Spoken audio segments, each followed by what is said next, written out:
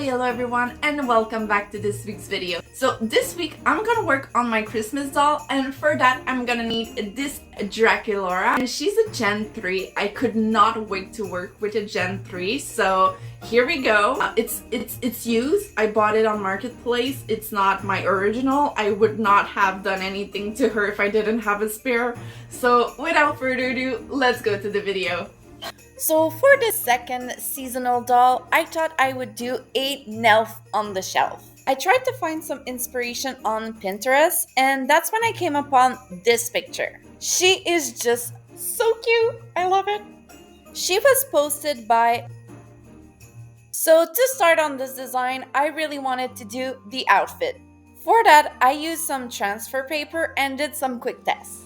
These were color tests that I did with my printer, and I didn't want to throw them. So I'm gonna reuse them and do some tests on these two fabrics to see the color difference. But this is mainly because the last time I used transfer paper, I was in high school and I'm 24 now. So it's been a while. I just left the iron on the paper for like 10 seconds each and let it cool a little before removing the paper layer. This was really so much fun to do. So now that the tests are done, I can cut my pattern. I didn't find a lot of Draculaura pattern for Gen 3, so I attempted to do one. As you can see, I also decided to go with the lighter shade of the two fabric. Then I put everything aside to work on the transfer. To use a less paper, but also to make sure that I don't get a shimmery edge on my transfer, I decided to print the color on the whole page and cut the strip one by one.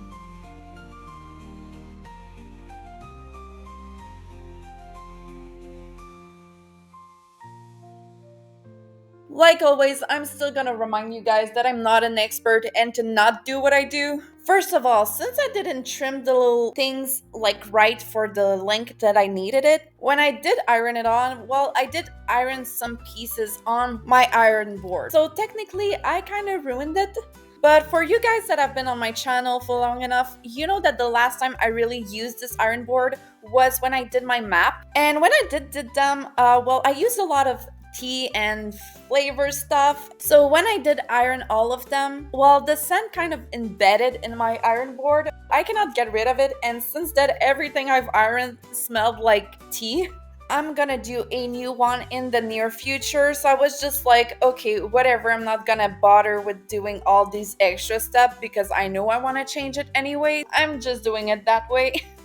After it's ironed on, the only thing I have left is to sew all the right pieces together. This does take a lot of time since I'm not doing it at the sewing machine, so I'm just gonna show you a little speed run of what I did. I also couldn't resist to put it on her, so you'll have a little sneak peek here.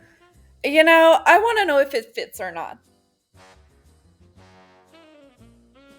I did the corset off camera. I also bought a bunch of laces because I've been needing some in my craft lately. So I chose one that was close to my reference image and glue it around with fabric tack. Now that the best part of the outfit is done, I can now start with the changes to the doll herself. I started by removing her head, which almost broke on me, and cut her hair, of course. They were really weird, and I don't know what kind of gel or whatever they use for the part, but I never personally owned a doll that had that kind of texture for hair. If I were personally a kid these days, I don't know if it would be as fun to play with them because her hairstyle is really minimized. Like, I would not be able to do a cute ponytail, and I think it's kind of a bummer for that.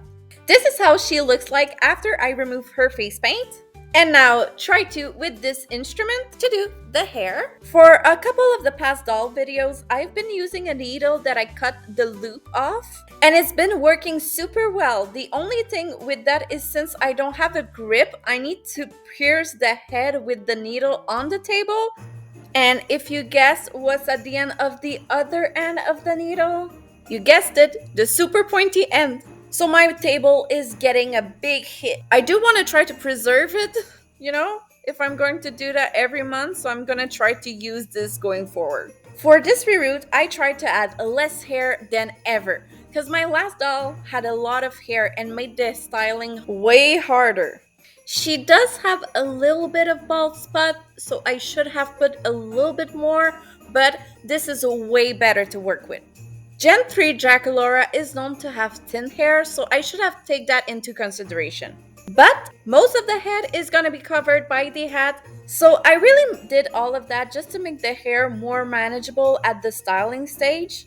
And I think I have just enough hair for that. After finishing the reroute off camera, this is how she looks like. And now we're on to my favorite part, the face up! Like always, I took a picture of the doll and did some sketch of how I wanted the face, so I'm sure it would sit well on the face. One other thing I think I messed up is I think on the drawing I did the eye a little bit more round, because the eye she's giving is a little bit more like a Bratz one, which I don't mind, but I think it gives her a little bit more of a hostile vibe, like a bitchy or something. But I think it was probably just because there wasn't some eyebrows yet, because after I did that, I didn't think it was that bad.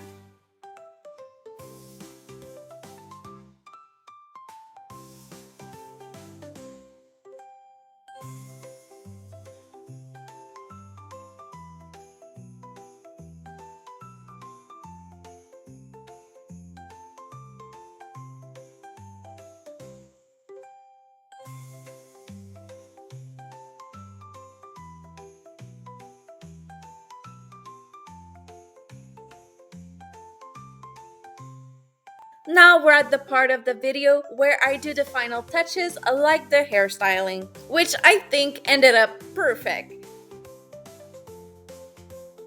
Then these are all the little accessories I'm gonna be painting. I'm probably gonna need just a little bit more than that, but I'll need at least that. So I added the sewing pins to the dress after cutting them.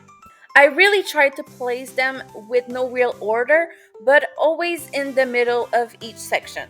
When that was done, I can put these little tiny teddy bears as earrings. They're so cute!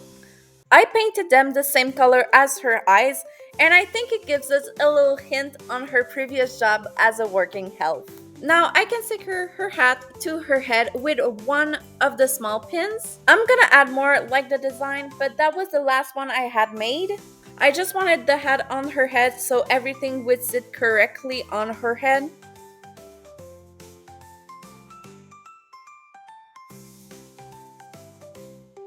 And there you go for the hat. We can now put her shoe that I finished off camera, and we can now dress her with her dress and corset, and we can finally go to the final shots. First thing you need to do when an elf arrives at home is to give it a name for its mission to start. So I gave her the name Sugarcane, a sweet name for a beautiful doll. I did write Sugarcane Elf on Pinterest when I was looking for inspo, because I didn't want a normal elf to be sitting on my shelf. I think this name suits her well, and that she would be so sweet as not to leave me with so much problem when she's coming back from the North Pole in the morning. But come and follow me on Instagram and you'll see if she does anything until Christmas. Anyway, thanks for watching and see you in the next one. Bye!